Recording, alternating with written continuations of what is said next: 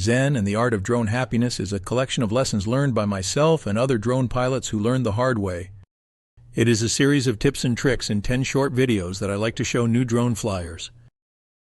But even if you are an experienced commercial pilot, you may find a new idea. There are no flashy graphics or charts in this series of videos. This is intentional. It is part of why the 3D airmanship program is unique.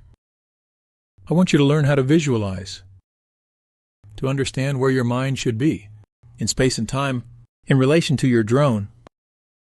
So focus on the sound of my voice and not the visuals. Or simply close your eyes as you go through each one.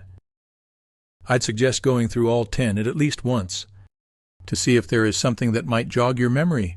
So, clear your mind, and focus on essential drone happiness. Pardon me for a moment while I do a quick wardrobe change, and get into the lotus position. I'll be right back. There. That feels better. Comfortable? Let's start at the beginning. Number 1. To fly or to crash is a personal choice. Once you get it out of the box and decide to fly any new machine, you should first stop. Step away from that open box. Grab the manual and go sit down. First is to understand all the possible flight modes and read enough to understand the system behavior of each mode. There are very few flyaways or crashes caused by real system failures, especially with DJI products. The vast majority of flyaways are the result of the pilot not understanding what mode or state the drone's flight controller is in, and why it's not doing what you think you told it to do. It's probably not misbehaving. More likely it's actually doing exactly what you asked it to do, and you are mistaken, or possibly not aware of which command it's actually executing. For starters, did you do a full controller, IMU, and compass calibration before you tried to fly the first time? Or has it now been more than a couple of weeks since you last flew? Did you redo those calibrations after a software update? You should have. Calibrations only take a few minutes once you know the procedure.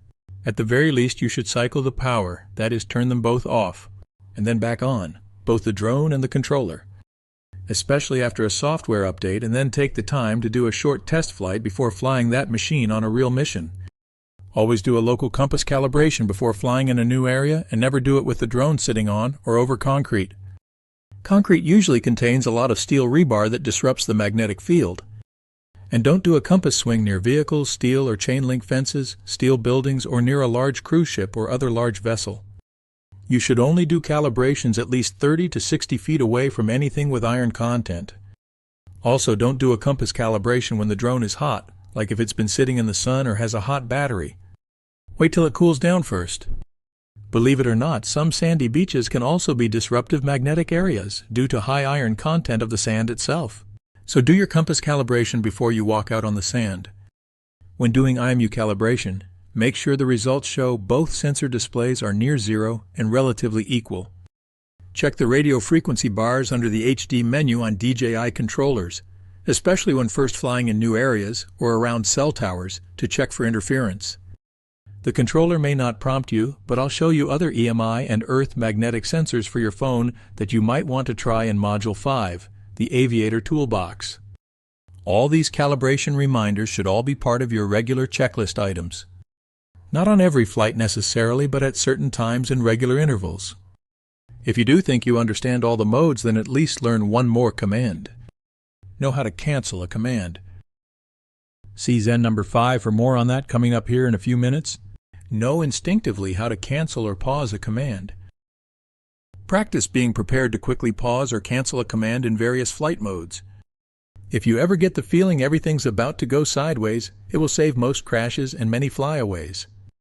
Beyond that, if you have never flown a drone before, even if you're already a licensed pilot who flies full-sized aircraft, study the various GPS flight modes as well as tripod, cinematic, and sport modes, and don't try getting too fancy too fast.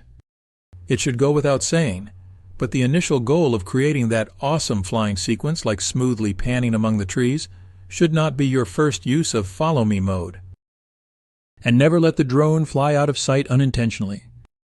Like passing behind a tree or building, even for a few seconds, and particularly when you're thinking, it's fine, it'll pop back in sight in a couple of seconds. I'd also recommend not trying autonomous modes right away. Get some stick time, while you practice trying different modes or switching modes and building a few hours doing short trips where things go mostly as planned. Then only extend your comfort zone cautiously and consciously, but never unintentionally. That's just good 3D airmanship. Don't learn by FAFO. That's short for frig around and find out. It's not a good look.